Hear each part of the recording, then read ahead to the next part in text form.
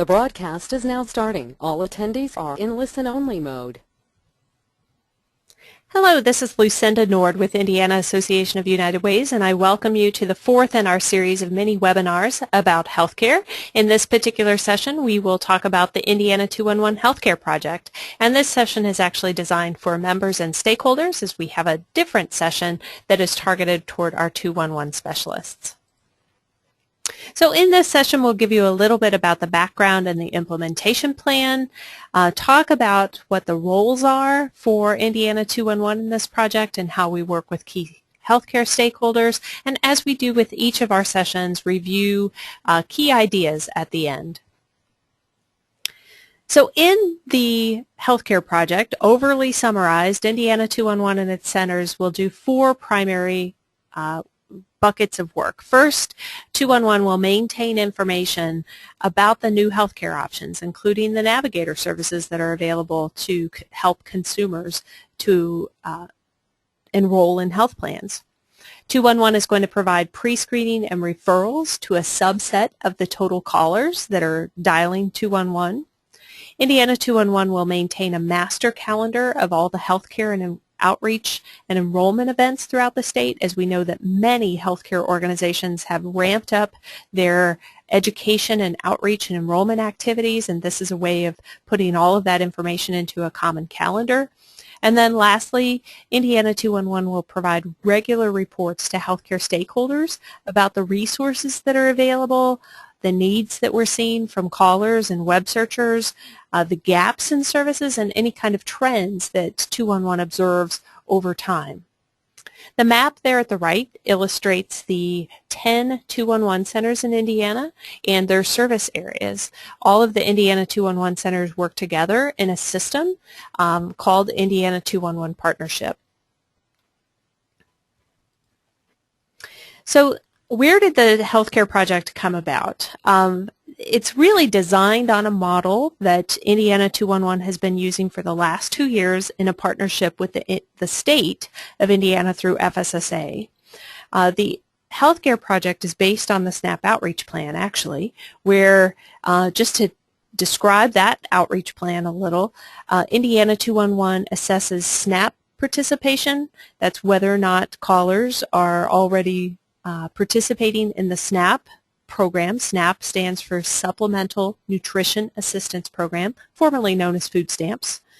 Indiana 211 provides outreach for that program statewide, provides detailed information, including information about the outcomes with callers, and you can see some sample reports at the right that really illustrate things like what kind of barriers callers may be reporting, who's most likely to follow through in terms of identifying that they might be eligible for SNAP and then following through to enroll in SNAP if they have that need. Those are the kinds of detailed reports that generated some interest in developing a healthcare project. So, what is the role with 211 and health? 211 is connecting people to needs, or with those needs, to services in local communities every day of the year, every hour of the day. And you can see from the pie graph there that the caller needs in 2012 really represent the full spectrum of health and human service needs, although they skew toward basic needs. Healthcare and mental health care have always comprised about 12 to 14% of the total caller needs in 211, which for this project, what Indiana 211 is going to do is actually ask 100,000 callers of its 430,000 callers total, does everyone in your household have health insurance? And then if the caller identifies that someone in the household is uninsured, the caller is offered a pre-screening to see if they might be eligible for some of the new health care options, and then referrals to the programs, either to those programs or to a navigator to assist them to enroll. A percentage of the callers will receive follow-up calls to find out how the services went and if any additional 211 service is needed. So again, those are the four roles for the healthcare project: providing information, providing pre-screening and referrals, maintaining a master calendar of healthcare outreach and enrollment events, and then providing reports to the healthcare stakeholders. And the healthcare stakeholders include folks like the Indiana Hospital Association, the Indiana Primary Healthcare Association, which includes those federally qualified health centers and the like, the Covering Kids and Families of Indiana and all of their coalitions. Those just represent a few of the stakeholders that we're working with. So let's talk about navigators as a part of this project. So one of the data points that the stakeholders are really interested in is how well are the navigators working in Indiana, and how well are they able to meet the needs of uninsured Hoosiers in terms of educating them about the new healthcare options and in helping facilitate enrollment into the new some of the qualified health plans.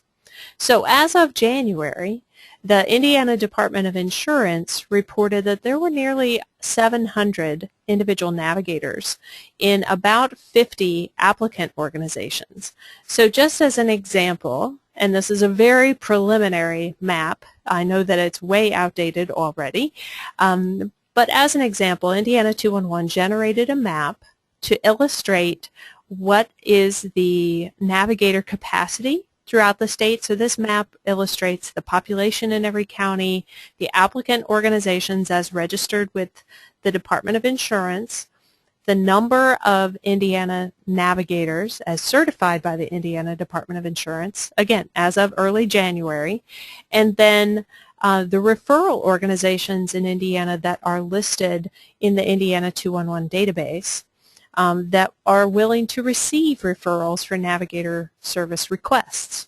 So you can see from this map, for example, that while there are many navigators throughout the state, not every county has a navigator organization that is willing to accept referrals.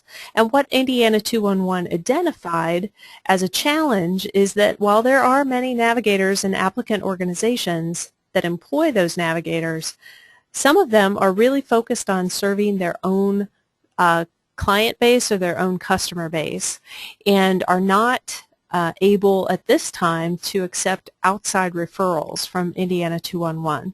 So this is one of those key data points that is very interesting to healthcare stakeholders, because if I'm in one of those counties that's colored beige, and I don't affiliate with the organization that is currently offering navigator services, where do I go for help if I need navigator assistance?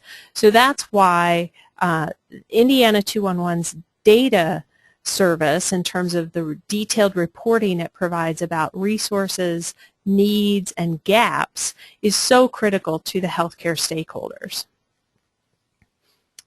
How do we get to this data? The Indiana 211 resource specialists are maintaining data about the healthcare services for this project. There's an individual, Peggy Matson, who is working as the Indiana 211 healthcare resource specialist, and she is actually maintaining the navigators willing to accept referrals from 211. The other data pieces in this particular map come from the census and the Indiana Department of Insurance. So we're trying to get additional information from stakeholders, from healthcare providers, so that we can have more robust information for referrals. So you can see from this website, the healthcare.in211.org, there are a number of features for both people seeking help and for the healthcare stakeholders themselves. So we have some information there about healthcare stakeholders being able to submit their outreach and enrollment events directly online, or to submit their information for getting referrals to their navigator services if they have certified navigators on staff or as volunteers. And over to the right, you notice that handy-dandy countdown button that is now far outdated. at this time in January of the countdown of the open enrollment period, because open enrollment in the healthcare plans ends March 31st.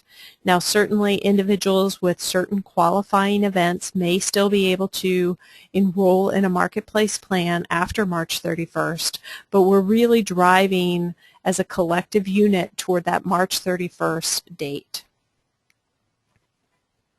So how can you help? If you are working in an organization that either provides navigator services, or perhaps you work in a coalition with other healthcare organizations, we encourage you to help us help the community. So if your organization provides navigator services, please complete the form for listing in the Indiana 211 database. And again, Peggy Matson is your contact for that. If your organization hosts an event, please post your event on the Master Outreach and Enrollment event calendar, and the individual who is taking care of that, as well as a number of other things, is Brian Metzler, our Indiana 211 Healthcare Project Coordinator.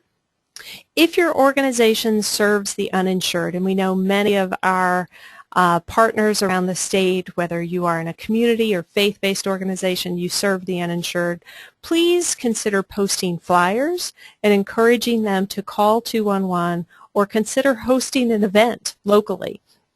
So if you are one of those service providers, you might consider for a short time period asking your clients if everyone in the household has insurance, health insurance that is, and if they don't, offer that 211 can do a pre-screening and referral.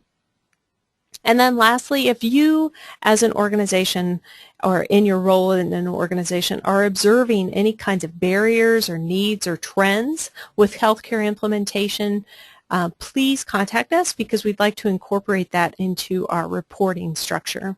You can see the website healthcare.in211.org listed there, and we encourage you to visit. So as we do with each of our sessions, we'll review a few of the key ideas about the Indiana 211 Healthcare Project. It is a privately funded project for the year 2014.